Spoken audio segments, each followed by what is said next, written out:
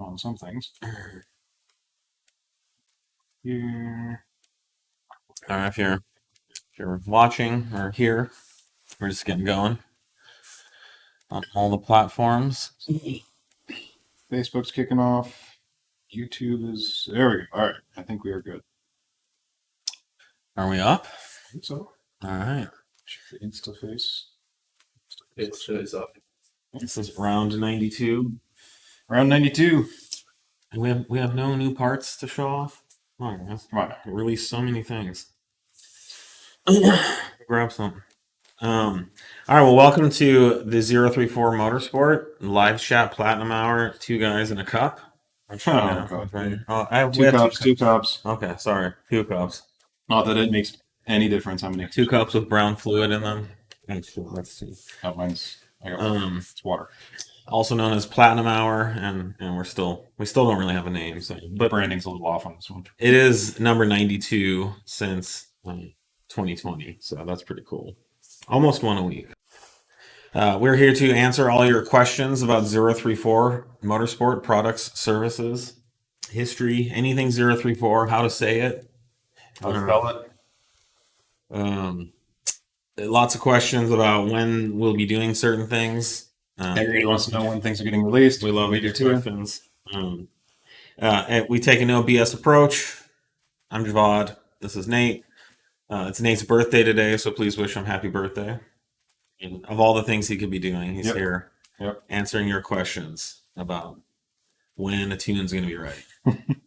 So, and today's focus is dedicated to our brand new B9 RS4 RS5 2.9T stage 1 calibration, Yep. which we released last week, and it's been selling well. Yep. Lots of you have been buying it and flashing, and the feedback has been great coming in. And so we wanted to dedicate some time to answering any questions about that, making sure that if you'd like to take advantage, we have a sale going on it for another week or so. And I don't want you to miss out on that. It's 20% off. And we also have an ongoing 25% discount upgrade offer. So if you'd like to jump off of APR onto our tune, we will give you 25% off. Is there anything else out there currently that's Or any other. yeah, any tune? Any other tune. Any yeah. tune. I'm not sure what else is out there other than APR. Yeah. There's a couple little they're baited. Oh, they're doing Yeah. them. Yeah. Yeah, I don't know about that. Is it on their website? No. They only have one tune. They have a website now? Yeah. Gee, fun. Something we said. Lots going on in 2022. And what else? Oh, and then how's the JB4 thing going? Don't well. Yeah. We have 3 customers right now that have done so. We have So I can talk about that. Yeah. So we're also offering what was the discount? 30%. 30% off for 10 lucky JB4 customers who would like to get on a real calibration. The JB4 served its purpose. It's allowed you to get some more power by tricking the ECU and all of its safety systems. But those days are over now. There's a real proper calibration, and we don't normally give upgrade or switching discounts for tuning boxes like JB4, but we started receiving, I'd say, kind of a concerning amount of feedback from customers who thought that the JB4 was just as good as our tune, and we can only combat that so much. That's an absurd idea. Tricking 3 or 4 sensors is not the same as recalibrating the ECU. I mean, they're not even comparable. Can it make some power? Yes. Can it make as much power as our tune? No. Definitely not as safe. Will the shift qualities and any of the other drivability stuff be as good? I have never seen one yet that's been. It's definitely not. So we decided let's give 10 people 30% off so that they can experience it and then say something good about it. And I believe 3 of those have been used, so we have 7 left. We just decided this like on Friday. So, all right, let's jump into some questions.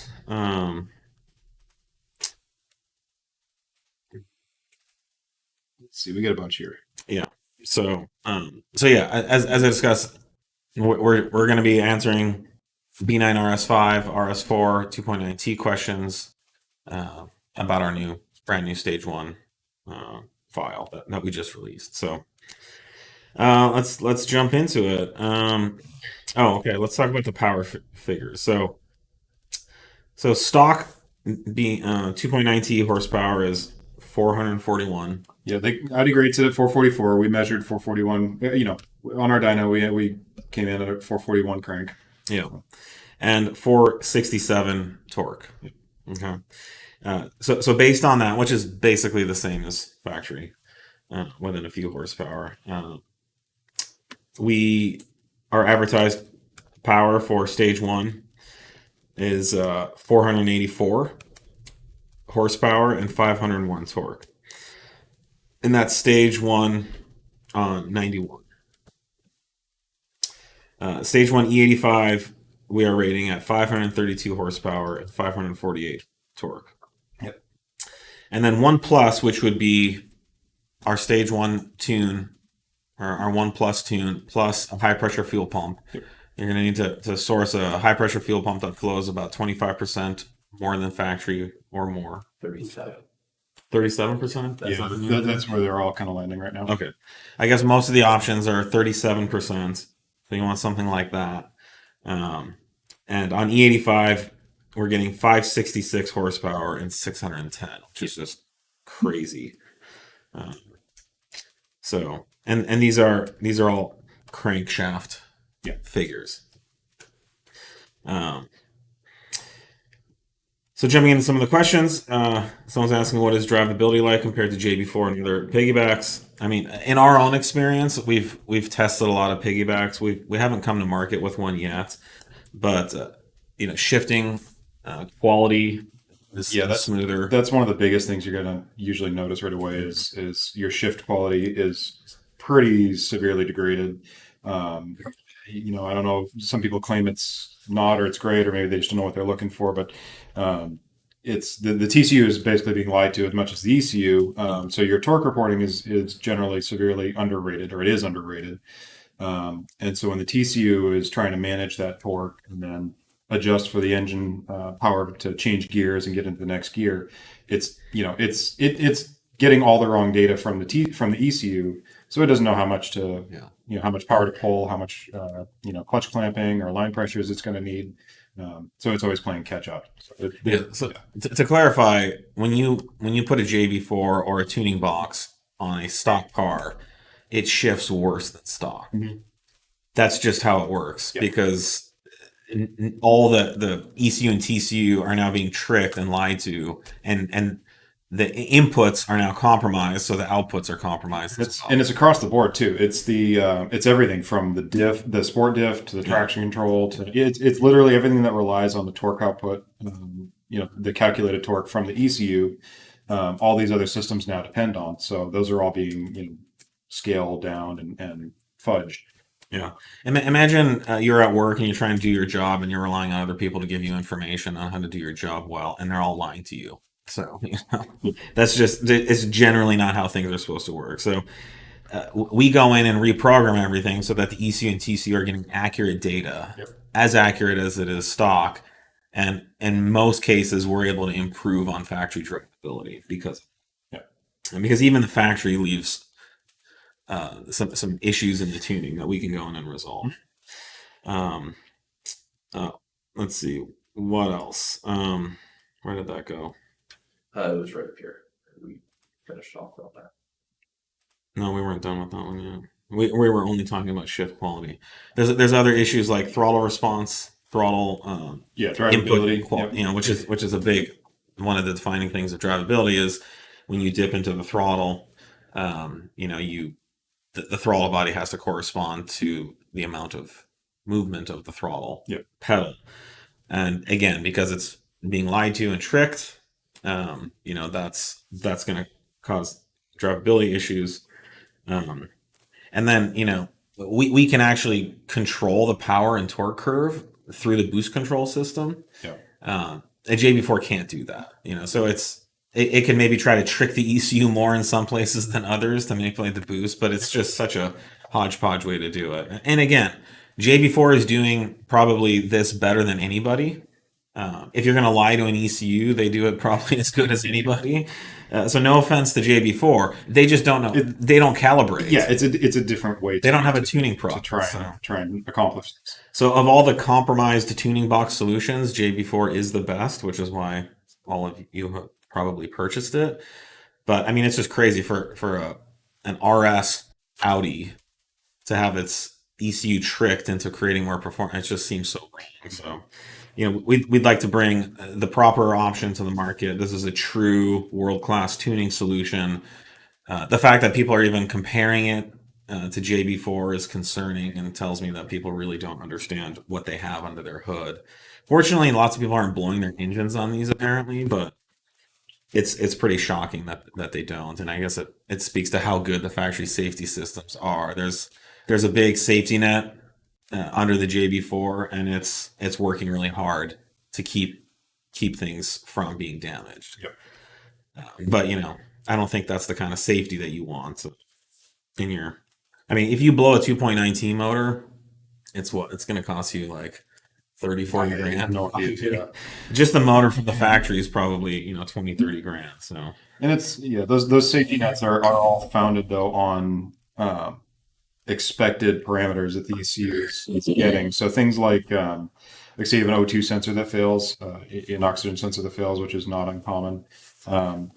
The ECU then defaults then to its base mapping, and it can't do any kind of fuel trimming or adjustments based on this now faulty O2 sensor. So it goes back to its default maps only, and requires that the amount of air coming in is exactly what it expects in order to supply the amount of fuel that it needs.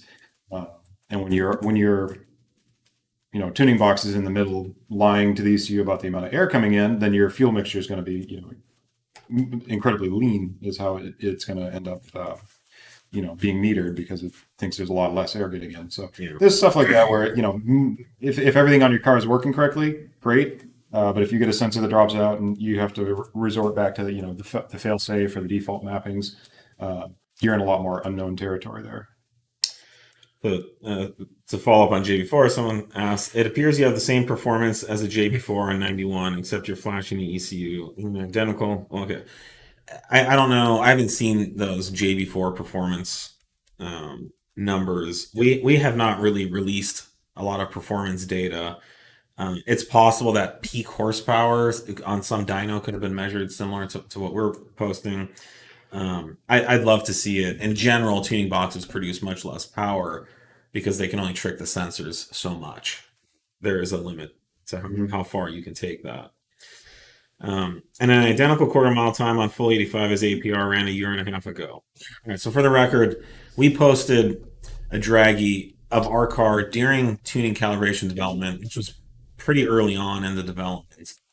And we posted a 1099 in a very impromptu, just kind of part of like the tuning and testing that we do. We have not gone out and ran any official drag times. We will go much faster than that. We will go much faster than what APR has done.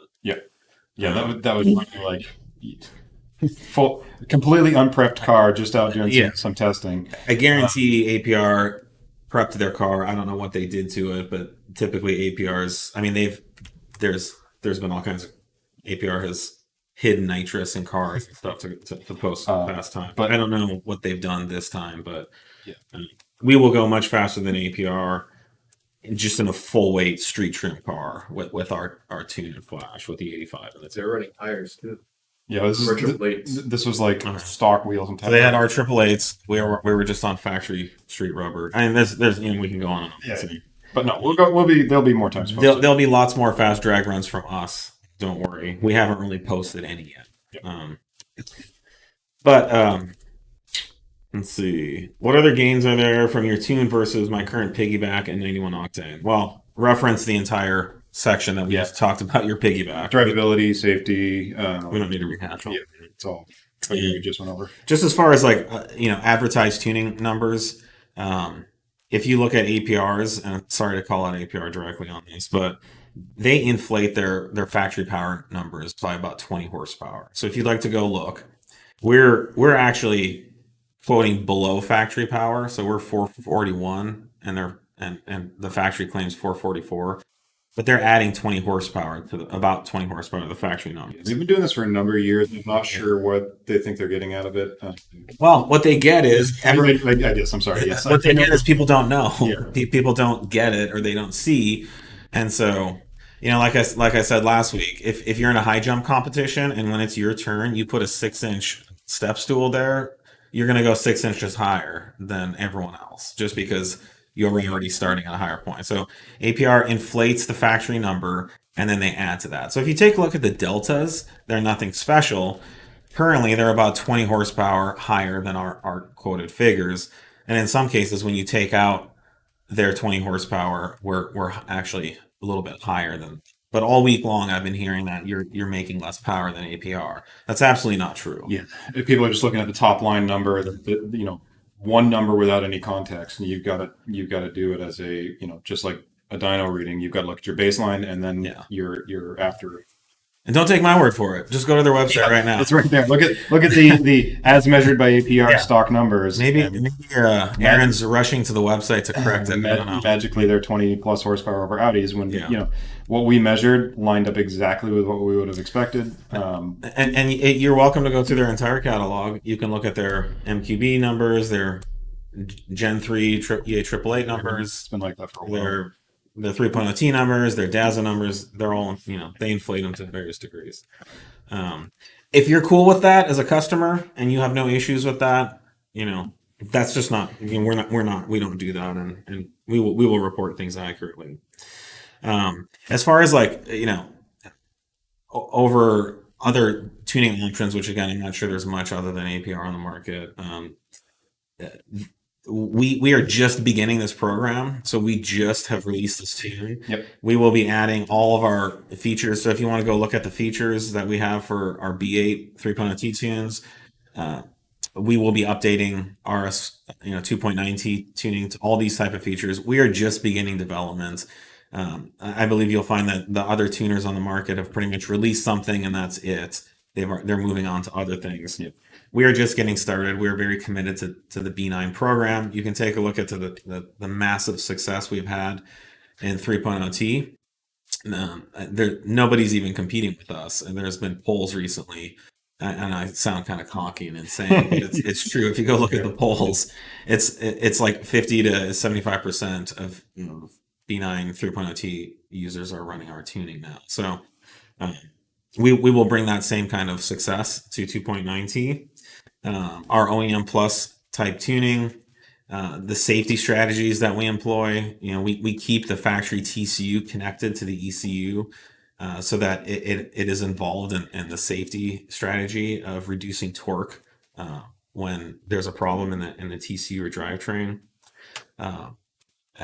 Again, features, drivability, smoothness, the optimal peak power that we're producing. That's what you're getting. So like I said, the JB4 kind of got you here, and that's great. It's time to move on to an actual solution if you'd like to, and it's just the beginning. So we're very confident we'll be running low tens. That'll be soon with our calibration. And then there's been a question about 93 octane. Yep, coming soon. It's coming very soon. We wanted to just get to market with 91 and 85. You can run the 91 file with 93 octane fuel. Yep. That's okay. And then 93 is coming. There's a little bit of power to be gained by going to 93 from 91. It's not huge. Yeah, we should have that out in the next week or two. Yeah, speculating other between 15 and 20 something. Yeah, 15, 20 horsepower. Stage 2 ETA, can I run upgraded downpipes on my car in stage 1 until you release stage 2? I know I'll have a check in July, but would there be any other concerns? What do you think, Nate? We don't generally recommend that. It depends on the downpipe and whatnot, but boost control is pretty back pressure. Pretty specific, as to how much back pressure there is behind the gate, the waste gate. So we don't test in that situation. I can't speak to that to know if it'll work or not. I think I've heard of a couple of guys running that setup. People are doing it. They won't do it. We don't recommend it. We don't recommend. There's it. not So, that much power to be gained, frankly. But if Yeah. if you already have it, yeah, I think there's a couple of guys right now that are in that same scenario, but I can't speak to that and how things are looking. So we don't recommend that. Stage 2 is something that we'll begin working on. We don't have a release date, but it won't be too far out. That's not that much further. And keep in mind, stage 2's our messaging more and more is stick with the factory cat. Yeah. If you're on the street, it's the law. Got to. If you're racing, you can go to a high flow cat, and there will be a marginal power gain. In most cases, we're talking another 10, 15 horsepower or something like that. But these factory cats flow a lot. The 2.9T has two really nice big cats from the factory, and the gains are just pretty cool. So, and you get all the benefits of not polluting the air, not having carbon or soot, not having nasty smell. I know when I'm on the road and I'm driving behind someone who's catless, you can really tell it's noxious. So, let's see. I thought we couldn't run straight E85 in our cars. I thought the max we can use is E30 with proper tuning, unlike Piggy. Okay, yeah. So, I mean, you can. Well, we offer full E85 tune. I don't know who told you that or what you read or whatever. That's wrong. And so, on our tuning, you can just fill your tank up with E85. Generally, we're asking it to be at least E60 to E65. Yeah. Up to about E85. You also don't want to run E100. Yep. And I mean, sure, you can say that you can't run straight E85 in our cars. You do need, a fuel pump if you want some more power, and you can get more power with a fuel pump. I guess there's that, but there's nothing keeping you from running it and running it with a, you can look at the power numbers on our website. This kind of speak for themselves. E85 certainly works both stage 1 and 1 plus. So, no problems there. It's kind of confusing. There's like questions, and then there's the second bullets that are questions, and then also answers. Yeah, it's very mixed up. Do you recommend upgrading my intercooler system if I'm running pump gas? Are there any long-term negative effects if I do not? Currently, on our stage 1 or 1 plus, you do not need to run an intercooler. It's not required. Generally speaking, on turbo motors, as a rule of thumb, the closer you can get to ambient air temps, the better. So it doesn't matter what car, what system. Yep. It's basic physics that cooler air is more dense. And there's more energy and oxygen in dense air. Yeah, these will start derating power. With the stock intercooler, it will start derating power. That's just how it has to happen because air temps will start to climb pretty quickly. On our tuning, there's no long-term effects. Your power drops off. Our tuning will bring the boost down to a safe level, and since all the control systems and safety systems are in place with our tuning, there's no long-term damage. You will just notice less and less power. Yep. Now on a JB4 or something like that, or on a tuning box, yes, you can definitely create long-term damage. Those safety systems are severely. Yeah, it's going to totally depend on what they're intercepting and what they're manipulating. Yeah. I need exhaust flaps open 100% of the time. I will switch if this happens. I mean, there's been exhaust flap delete kits and stuff out there. I don't. That's a tough one to we don't currently to map for because lots of people don't want that. Yeah. So it's a tricky thing to. He meant to in there. That. No, I understand. Yeah, I get it. But we get complaints about either way. So it's a tough one to satisfy everybody. If you want them just open all the time, there are controllers and deletes out there. To Nate's point, if you just want to delete the flaps, you can. But there's so many other benefits to going to our tuning. Yeah, that's obviously a pretty cosmic one.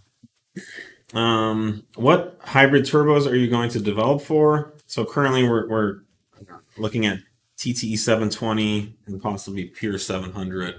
but we're open to options. And like we always say, we don't care about hybrid turbos. We don't care which one you run. I mean, we care about hybrid turbos. We We just do don't care care about them. which one you Yeah, run. we're not- We'll support whatever everybody wants. We care about supporting the one that everyone wants. And we're not here to sell someone's hybrid turbo over another unless there was a good reason. I think generally the TTE stuff is emerging as a great option. Yeah, they're pretty well established now with those And there's some platforms. controversy around pure here and there, especially in 2.8T that I've heard of. But we will support whatever hybrid turbo option people like. Eventually, we will come out with our own hybrid turbo options, and then we'll recommend those and we'll support those. Right, because that's obviously we've got Yeah. all the design considerations we want for turbos. What spark plugs do you recommend? So our tunes are rated and calibrated for factory spark plugs. So there's no issue running factory spark plugs there. If you would like to use an aftermarket spark plug, what we recommend and offer is the Brisk 2 MOR 10S, which is slightly cooler heat range than factory.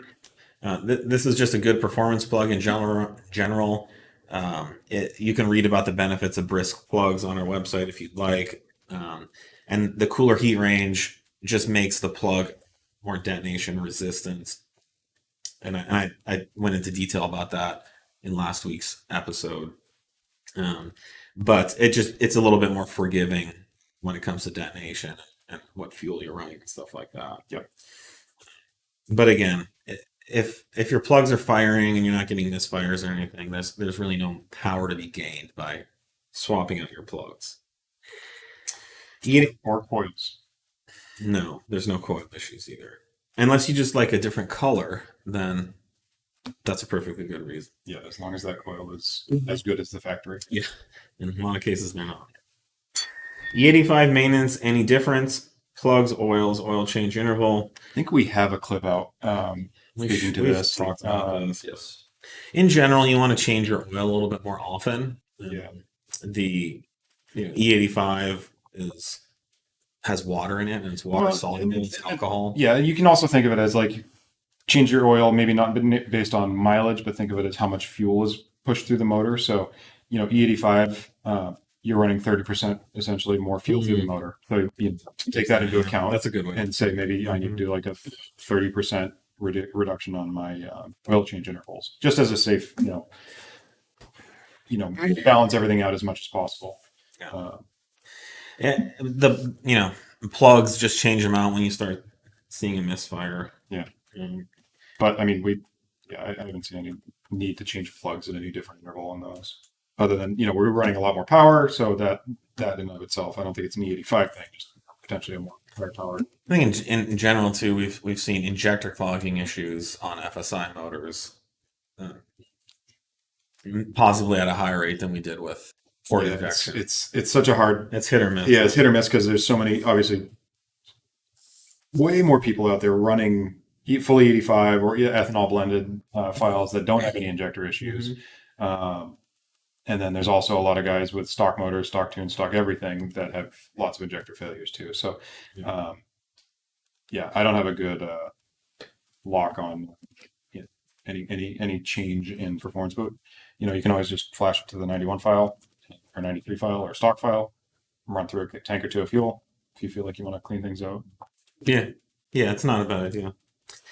How is the tune affected if you take your car to the dealer and they have a recall update? Do you need to return to stock prior to going to the dealer? On that note, can Audi see that the ECU was altered? Mm-hmm. Yeah, so whenever you take your car to the dealership, you just flash back to stock, which you can do with our cable through our server in the convenience of your own driveway or home or Starbucks. The only thing Audi can see is that there's a flash counter, and it's up to them to decide how they feel about that. They're on very weak legal standing to cancel your warranty based on how many times your ECU's been flashed. It's hard to say, but legally they have to be able to prove that any modifications to the car are directly linked or caused any warranty claims. Yeah. Now, there's no case where I would they would be able to refuse you service.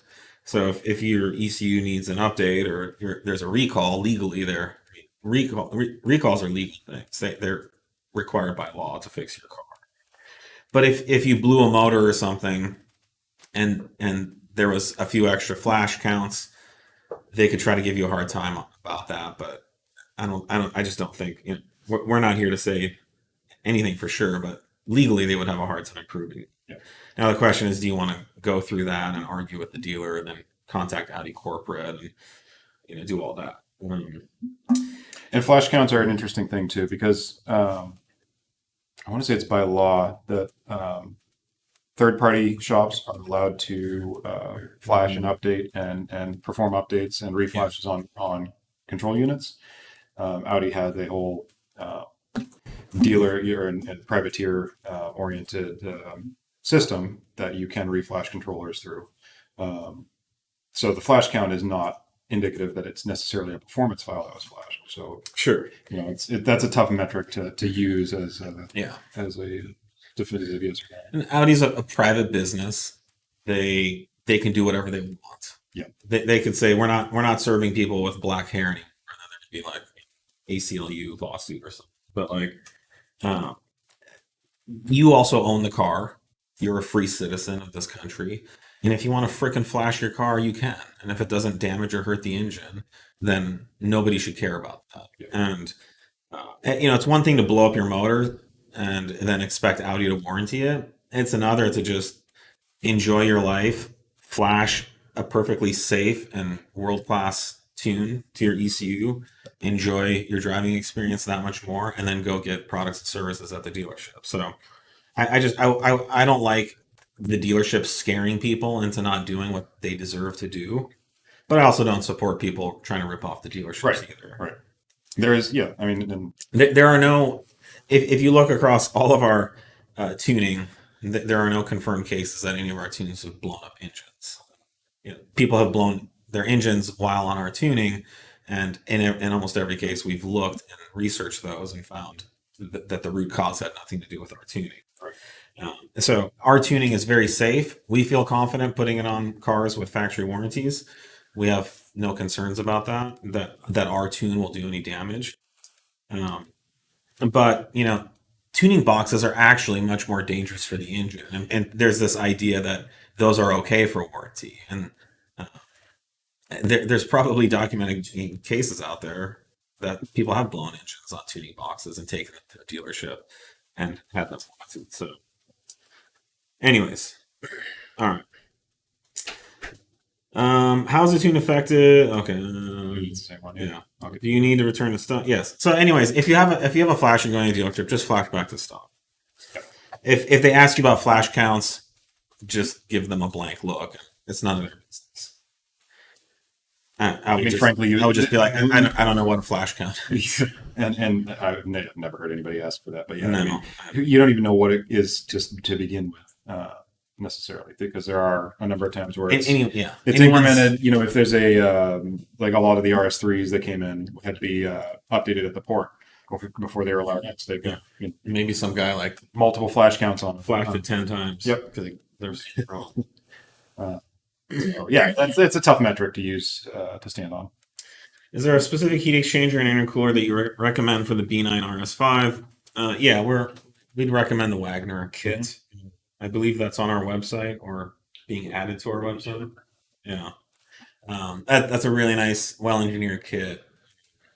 So yeah, and we're going to be doing all of our development testing. Yeah, to date we've been with the stock system only for calibration purposes to ensure that we're supporting the worst case situation in these vehicles. I'm running a bigger intercooler and heat exchanger for my RS5. Will your stage 2 require anything except catless or race cats? At this time, I don't think It'll be fuel pump. It'll be like 1 plus, and then the supporting mods for that at a minimum. But we'll list that. We'll list at this time, I don't think we do. Mm-hmm. One last question. about 2.9T is, will you be supporting C8.6? That's the 2.9T with the 48 volt electric turbo. We'd like to. It's very interesting. It's not currently a we've had a priority. a couple of questions about it, but Yeah. it's been quite low on our. I think there's a good chance we will eventually support that, Yeah. but I'll tell you, it's probably not this year. So, looks like we got one more. Wow, 566 horsepower on stage 1, 2.9T. Is it possible to reach 700s with stage 3? Will we see 9s on RS5? Yeah, so that's what we're doing on stage 1 on the 2.9TT. I think 700 horsepower will be possible. Oh yeah, With hybrid turbos. Currently, the factory turbos are the limitation. Yep. And yeah, there's no question that we'll see 9-second cars. Pretty street trim 9-second cars. Absolutely. This is a very exciting platform, and the specifically the 2.9T format with the twin turbos. Is going to allow a lot of airflow from two smaller turbos, so it should be exciting. Yep. 3.0T is also equally exciting. Yeah. It's just as much going on there. This V6 turbo setup from Audi is a godsend for us in the performance community. It's pretty awesome. So, all right, let's jump into some of the other questions. We have a little less than half an hour. A ton of B9 S4 questions. Yes, great. We like B9 S4, so thank you. Did the B9 S5 run at 10.1 while the B9 RS5 ran at 10.9? Well, yeah, yes, but you're comparing apples to kumquats. The S5 was a hybrid turbo, making a lot more power than the S5. Like that was our S4, but it was also in like fairly drag prep setup. The 3.0T. Yeah. The RS5, again, the RS5 time that we posted of a 10.9 was totally street car with street tires, no lightning or prep of any kind, just like literally how the car is driving down the street. And it was earlier on in the tuning development. There's no question that the RS5 is going to be much faster than the S4. Yeah. It just has a lot more for stage 1 to stage 1 to stage 1 plus to stage 1 plus. Yeah. And that that's. But yeah, that's why you can get an S4 with a bigger turbo on it, and it'll go faster than an RS5 with a stock turbo. That's nothing too earth shattering. Yep. Are there any fluids that run through the B9 S4 turbo? Been experiencing a lot of turbo flutter lately, mostly in the first few minutes of driving due for an oil change. Nothing that would affect any kind of turbo performance. You do not hear any of the fluids, which are oil and coolant, that run through your turbo. Yeah, you do have fluids running through it, but they're literally in this very constrained area around the center section, the bearing housing. Coolant obviously doesn't interact with the turbo mechanicals itself. It's just a water jacket around the rest of this assembly. And then there's just a really light film of oil, for the turbo bearings, but nothing under any pressure, nothing that. I don't know why you would experience a lot of turbo flutter. I would ask what you've changed since you started hearing that. Yeah. Probably you probably installed an intake, or you changed something about your tuning. Yep. Or you found a spot in the driving when it's cold that it happens to make a noise, and you're able to hit it every time now because you know how to do it. Yeah, or maybe like you ingested like a school of butterflies that were like migrating, and butterflies flutter. Lots of weird stuck on there. Do I need a tighter spark plug gap running stage 2 3.0T B9? No, we don't recommend you change your gap. I don't think we've ever messed with the gap on those. You don't need to mind the gap. So, no, all of our tunes use factory spark plugs unless we state otherwise. So, what's that based on, Nick? That's recommendation from Nick on our website. It's on our website. Okay, if you look at some of our brisk plug options, there are some recommendations there, and you can check those are very different electrode setup. Yeah. How significant are the gains with high pressure fuel pump on stock turbo for B9 3.0T? You'll see soon, but they do pick up a good bit in the mid range. It's mostly going to be E85 is going to be the one that really wins there. 91 and 93 are, I think, going to be exactly the same. The reason why it picks up power in the mid range is because the factory high pressure fuel pump is driven off the camshaft, which means that the pressure the pump can produce is directly related to the crankshaft RPM, which correlates to the camshaft RPM perfectly. And so when the pump is seeing less pumps, less compressions, if it can produce more volume with the same number of pumps, then there will be more fuel available to produce more power. At higher RPMs, the pump is seeing enough revolutions of thrusting activity that it can produce. Of course, more flow. it correlates to if you look at the torque profile, that's really what's determining how much fuel you're going to need. The torque is, kind of a translation of your engine's volumetric efficiency. Right. So where that torque hump is that's going to be basically your highest demand for fuel. And that's almost always on these motors going to be down, 3,000-4,000 RPM. So that's just where you start running on a pump first. If we were making peak torque at like red line and that's where the pump limit was, that's, RPM's a factor, but it's kind of inverse to the torque being made. So generally on these motors, more RPMs, less torque, less fuel demand, more fuel available. Yep. Yeah. So that's kind of the conflict or big challenge with these platforms. Any direct injection, because they're all camshaft driven. The pump produces the least flow at the point where the engine produces the most torque. It's thirstiest at the worst pump time for them. So by increasing the volume, we're able to feed the beast. Yep. For B9 hybrid tunes, will you be looking at upgrading to 4-bar map sensors? EPL says there's a lot of power to be gained once that is done, and TTE offers map sensors with their TTE 710. Yep. If we feel there's a need to, yeah. And we don't generally go out and just run a bunch of boost because everybody says to. Yeah. If we feel we need to go over 3-bar boost and measure that, yes. So keep in mind, if you upgrade your car to a 4-bar map sensor, a 4-bar map sensor does not produce more power. It's a sensor that measures the pressure that the turbo is producing. If there's no need to create more pressure, then you don't need to measure more boost. So I don't know what EPL actually said, but what they should be saying is there's additional boost that's usable above the factory map sensor that needs to be measured, and that boost actually creates more power safely. Mm-hmm.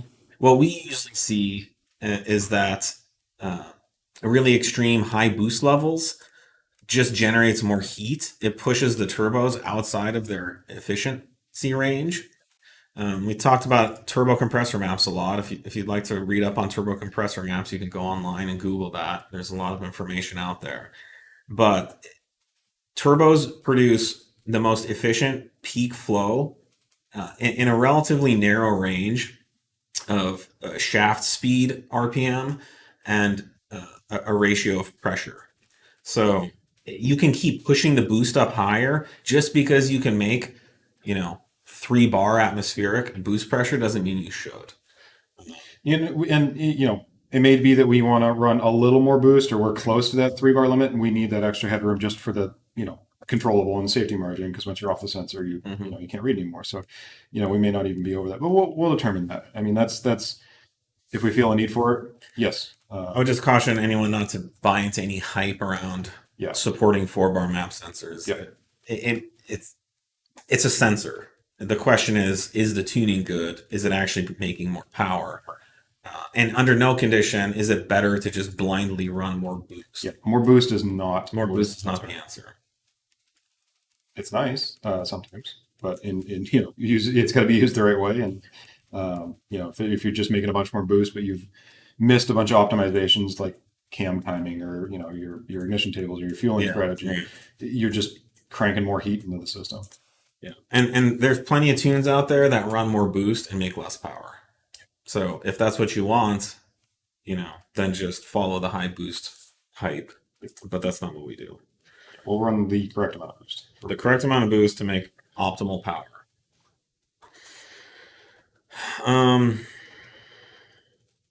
Will you have a spring sale soon? Maybe. We never announce our sales before they happen. Most companies don't. But I'll just explain a little bit about sales in 2022. We are very busy. We continue to grow and have more. We're doing more business than we did last year. Last year we did more business than the year before. We're growing at a very aggressive rate. Growth is challenging. It's hard to keep up with having enough inventory in stock, having the right staff, all those things. So we're doing very well keeping up with the growth, which is why you see us doing so many things well. But right now, getting product and inventory is very challenging. And the thought, also costs of everything is going up. I'm sure you've heard about gas prices. Just logistically, to get product moved anywhere right now is insane. I mean, go to the grocery stores. Beef is twice as much as it was 3 years ago. Gas has gone up a little bit. It's maybe 25 to 30%. Some places it's double, but like around here, it's like it went from like $4 a gallon to $6. But I bought some tri-tip last week, and it was freaking like $13-14 a pound For tri-tip? Yeah, and filet mignon used to be $20 a pound, and tri-tip used to be like $5. I don't know. I'd rather pay an extra $2 for gas than an extra $9 for steak. But regardless, the price of everything is going up. Getting things here is very difficult. So having a big sale and blowing out all of our inventory at the worst time possible is really not something we're excited to do. What we're here to do is to have all of our products in stock for you guys every day. So then when you want to modify your car, you can come to us. You can go on our website. You can reliably order this stuff. You're going to pay a very fair price for the quality that you're getting and the support that you're getting pre and post sale.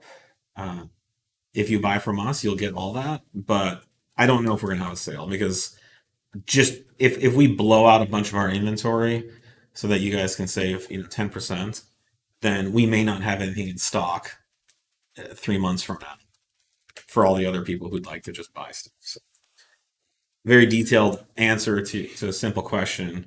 Probably won't hear any other companies talk about it as openly as I just did. Do your RS5 tunes support GPF vehicles in the UK? Not currently. Currently, we don't have GPF support for anything, just simply because we don't have the calibration. The systems here right now, or any of those here. So I think that's super limited on those. When they went to the GPF stuff, yeah, I don't know how many GPF 29s there are in the UK, because they went to like all the S and the RS stuff went to diesels at the B9 split, if I remember correctly. I'd have to look back at that. I don't have the listing in front of me right now. Thankfully, we don't have those here. Yeah. Unfortunately, we don't have those here. Right. Yeah. Blessing and a curse. I live in California. Will a high flow cat cause problems for me when I get a smog check? Absolutely. Yeah, that's not a thing. Anywhere in the U.S., high flow cats are not legal for street and road use. They're only legal for racing in an official sanctioned racing manner. Yep. We're very clear about that on our website. Certainly in California, it's going to be a huge problem. You might get away with it in Montana or somewhere like that, where there's like 7 cars, but here in California, where there's tens of, hundreds of millions of cars, things are very, very strict when it comes to emissions. We recommend running factory. Our only recommendation is run a factory cat in a street emissions controlled vehicle. If you're racing, there's no issue with running a high flow cat, which we recommend. We provide those products for people that are racing. Again, stage 2 is nice. There's a little bit of power there, but if you're stressing out about smogging and emissions and breaking the law and stuff like that, then just stick to stage 1. That's perfectly good. Your opinion on Nikasil coatings on cylinder walls. So Nikasil is an interesting thing. It's actually enables engine blocks to be made out of aluminum. There's a couple of different coatings too. There's Alusil, which is what Audi is used for aluminum. Alusil. And there's Nikasil, which is just another treatment process. But it's actually not a coating. It's a it's embedded inside the aluminum, Yeah. and there's a special honing process that I don't know, propagates it onto the wall. Yeah, basically removes everything but that, I Yeah. guess. So you have to have your engine block built by a machine shop that can process these special alusil or Nikasil coatings. I mean, there's no opinion. I mean, if you have an Audi block, if you need it, you need to hone it properly so that otherwise your rings won't last for more than a few minutes. Your cylinder walls are. Yeah, well, your cylinder walls will destroy your rings. Are the oldest questions at the bottom? Seems like the new questions are getting put at the top. We're putting B9 ones all together at the top. Just worry about like the people who've already asked questions will never get answered. the ones at the bottom. Usually. Okay. How much boost is currently on stage 1 E85 for B9? I mean, it varies. The It varies ECU's depending on conditions. the ECU's determining that. We don't run it. And if there's a tune out there that just runs one boost all the time, Right. you should run Yeah. from it as It's fast going as to you depend on can. altitude, air temps. I mean, myriad of things. It's not like the old days, like with AAN tuning, where you'd be running a set boost pressure. I mean, even those ECUs. Even those are adjusted because you still have the baro sensor and atmospheric offsets and whatnot. So. Yeah. Good afternoon. Is there a special tool to install your high pressure fuel pump piston insert for my 3.0T? There is. We mentioned it in the install docs. There is a special tool that's required. We don't currently offer one, although we are coming out with one. We would have done it previously, anticipating this.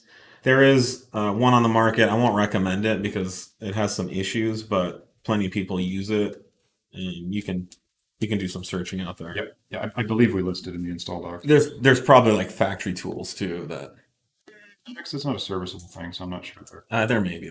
Yeah, Has it? I have no Has idea. it? Or Yeah. one of these companies that may have made one.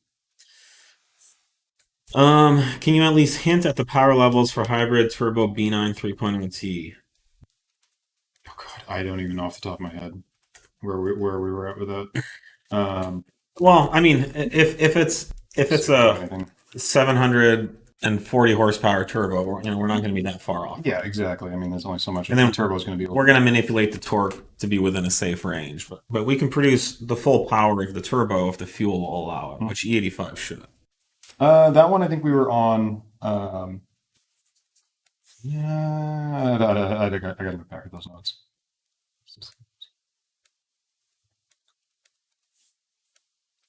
Google if it's used chats for the first time. Okay. Someone's asking 4.0T engine mounts, much needed here. About to buy an OEM, but I'd rather not. Yeah, hang in there. Our density versions are still a ways out. However, we fast tracked our motorsport versions, which we will offer in a street track and a track sport version. A street sport and a track sport version. The street sport is not very vibration-y, and we will have those to the market sooner than later. I try to hold on until we have those. They're currently in manufacturing, and these machined billet products we can bring to market much faster than these kind of OEM style cast and vulcanized products. And since the 4.0T is a V8, it's really nicely balanced. The vibration is pretty minimal. So hang in there for that. While Nate's looking this up, will you work on the TT 810 turbo as well? Yeah, like I've said, we will consider supporting anything. I believe initially we are doing the 710. The 810 will be a marginal difference that we can tackle that after we release the 710. Supposedly, the 810 just makes more top end power, so which sounds cool. And R2.1 for the B9 S4 update. Were there any changes to the crackles? No changes. Yeah, no, that wasn't part of the update. B8 3.0T, since the number 5 cylinder runs the hottest on the B8.5 S4. Does it? I mean, this is everybody's. I don't think anyone knows that. No, They think that. they think that, and nobody's like measured anything here. It's all speculation as to what. So then the question goes on to say, could we have that cylinder richened up a bit in a later version so the additional fuel is used to cool? If you do that, you will be leaning out the other, because this is only bank controlled fueling. So if you richen up and fatten up one cylinder, you're then going to be offsetting the other two. But this is why it's so important, like, to learn how to engineer things. There's this idea out there that someone on the forums somewhere said something that number 5 runs the hottest, which It's the one that fails the most when people have their flow, which is yeah, but that's not necessarily because, I mean, it could be that it runs hotter. It's possible, but is there any proof of that? The problem with this line of thinking is you make an assumption that that cylinder runs hotter, so you start adding more fuel, and you could actually create a whole new problem because it's not because it's hotter, or it's not because it's too lean. Without knowing the real reason. So You're throwing new variables at a problem. this is the problem with armchair engineering: is you're just making random blind assumptions and guessing. And so, no, we would not do that. We have not found that that's necessary on our tuning. But you know, if certainly we knew that cylinder number 5 ran hotter or leaner, and actually, whoever's saying it's running hotter, if it's because it's running leaner, or is it running richer, or you know what's nobody knows. What's the cause of it? Nobody knows anything, and so now this is like literally playing darts in the dark with creating a solution. So if we as a tuning company just blindly like, okay, cool, we'll add more fuel, and then all of a sudden people start blowing their engines, you know, at a much higher rate than they have. So I would just really challenge the community to be really skeptical about these type of statements. And that's one of those things too, is like, how are you going to determine that that was the fix? Like, wait for another motor to blow up and then tear it down and see if your fix did it? Like, that's a terrible way to diagnose and fix the problem. The way we would do this is, and I think the only way that anyone could really figure this out would be to put a motor on an engine stand and put, you know, high quality, high resolution data logging in every cylinder, including cylinder pressure. Yeah. And then you could start to begin to understand. You would have EGT data. You can even, there's even ways to measure air fuel ratio per cylinder. Again, this would be like, you know, a $500,000 research Massive, project. yeah, R&D you're taking. Yeah. And Censoring up a motor, you know, there's varying levels of what you can do with it and what the data will mean when you do it. Doing it at that level is, Yeah. I don't know anyone that's torn it down and done it at that level. I don't even know if it's clear how many people have had number 5 fail. And that's the other thing is like, This is I'm like trying to 3 people. all out of there. all of You know, all nobody of the even knows. motors we did investigate back when this was you know, we contacted a bunch of people. I don't think 5 was even on any of those motors was a problem. I don't think so. Um, And the majority of motors that are blowing are not cylinder 5 failure. so It's usually all the cylinders well, it's either all or it was or one side. yeah.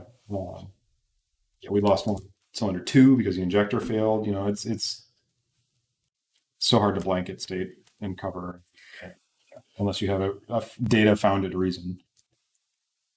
Do your 2-piece rotors last as long as stock under mostly daily driver conditions? And any recommendation pads for those? Absolutely. Our rotors are not shorter or lower life. Mm-mm. I think you could even argued that they're higher. Especially on the correct rotation side. Yeah. We have seen that the factory rotors, if you're unfamiliar, one side the vanes are properly oriented to evacuate the hot air. The other side the vanes are the same as the correct side, so they're backwards on the opposite side. And it creates a very suboptimal air path to keep those rotors cool. So you'll typically have much quicker pad and rotor wear on the incorrectly positioned factory side. Yeah, as far as what pads to run, I mean, I could advise you on what salad dressing to use. Yeah, what kind of shoes do you wear? There's a million pads for a million different uses. If you give us a little bit more information about what you're doing, if you're just daily driving, there's really a million pads that will work. Are you willing to sacrifice, braking power for dust? There's some Noise, dust. Are you willing to accept a little squeaking? You can you can there's a set of compromises, and you can dial them up or down however you choose. Some don't work cold like at all. You got to really get some heat in them. Yeah. Some are super bitey cold and fall off hot. So Generally, factory pads or factory replacement pads by reputable brands like Brembo or Paget or Aute, are perfectly good street pads. do I need a Accessport for one of your tunes? Sorry, I just saw this come in. No, that's a Cobb thing. We are not Accessports.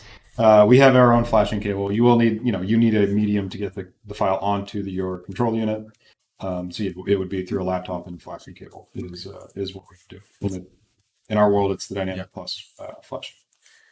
What high pressure fuel pump do you guys recommend for B9 2.9 3.0T? We do not recommend a certain brand or option currently.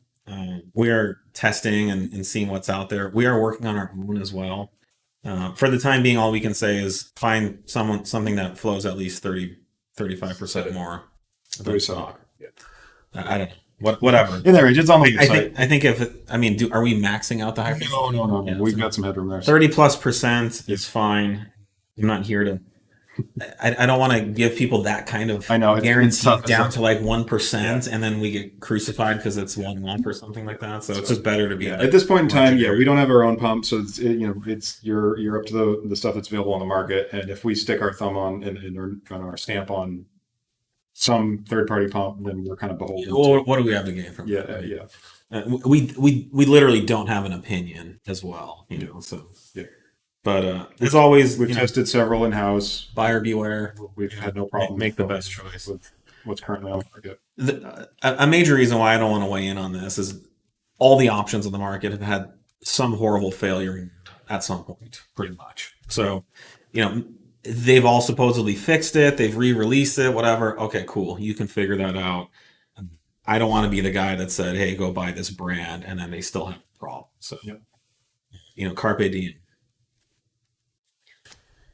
We're out of time, actually. Are we on time? Oh, shit, we are. Okay. All right, everybody. Well, thanks for joining us for our special RS5 2.9, RS4, RS5 2.9T episode. We'll see you guys next week. Thanks. Cheers.